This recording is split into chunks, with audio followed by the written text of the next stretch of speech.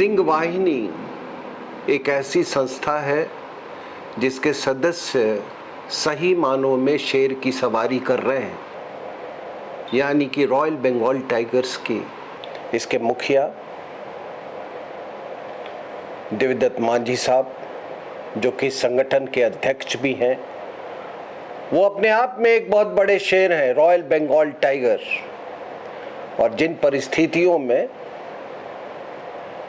राजनीतिक रूप से, मनोवैज्ञानिक रूप से ये बंगाल में सक्रिय हैं और उन तत्वों से जूझ रहे हैं जो कि भारत माता को खंडित करना चाहते हैं, वो अपने आप में बहुत बड़ा योगदान है। हमारे जैसे लोग, जो कि हम बंगाल में हम सक्रिय नहीं हो सकते, कम से कम इतना तो जरूर करें कि देवदत्त मांझी साहब जैसे लोगों को सहयोग दें। हमने देखा है और दिल्ली राइट्स में हमने ये खुल के देखा, बड़ी अच्छी तरह देखा कि जब भी कोई मुसीबत आती है हिंदुओं पर, या बंगाल में भी हमने देखा जो चुनाव के बाद जो हिंसा हुआ, कि सरकारी तंत्र आपकी सुरक्षा नहीं कर सकता है। अपनी सुरक्षा आपको खुद करनी होगी। आपके अपने ही संगठन आपकी सुरक्षा करेंगे। सिंह वाहिनी जैसे संगठन ही आपकी सुरक्षा कर सकते हैं और कर रहे हैं। और इसलिए अगर हम कुछ नहीं कर सकते हैं तो कम से कम इनका हौसला अफजाई करें, इनका सहयोग करें, इनकी हर तरह से हम सहायता करें। ये हमारा कर्तव्य बन जाता है। ये उन तत्वों से लड़ रहे हैं जिन्होंने पाकिस्तान बनाया था। आज जो आप पाकिस्तान को जानते हैं, वहां के लोगों ने पाकिस्तान नहीं बनाया था, बंगाल और बिहार के मुसलमानों ने मिलकर पाकिस्तान बनाया था। और जो लोग कहते हैं कि 71 की लड़ाई के बाद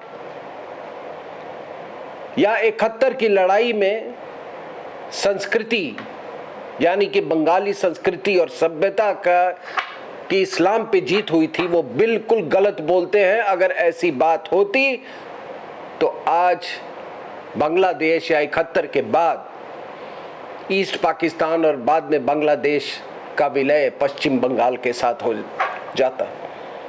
ये लोग समझ लें कि जो बंगाल में रह रहे मुसलमान हैं और जो बांग्लादेश में रह रहे मुसलमान हैं, उनमें कोई बुनियादी अंतर नहीं है। मस्जिदें वही हैं, मदरसे वही हैं, कुरान वही है।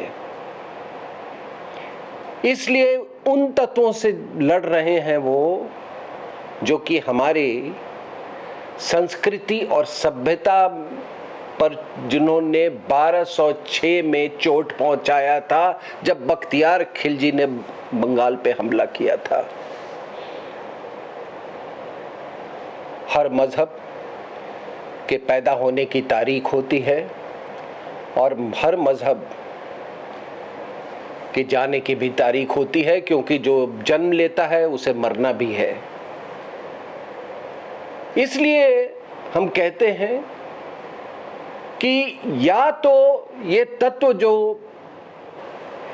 भारत में रह गए, या तो ये भारत माता की सपूत बन के रहे, यहाँ की संस्कृति में अपने आप को ढाल लें। एक जिहादी के रूप में कतई नहीं आ रह सकते। यहाँ एक नई संस्कृति नहीं बन सकती है, क्योंकि अगर इन तत्वों को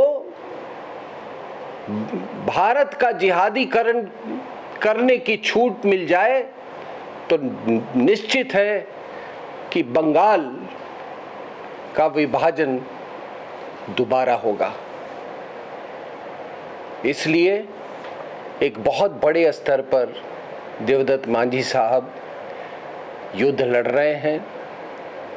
ऐतिहासिक युद्ध, जैसा मैंने कहा, ये भौगोलिक युद्ध है, ये मनोवैज्ञानिक युद्ध है।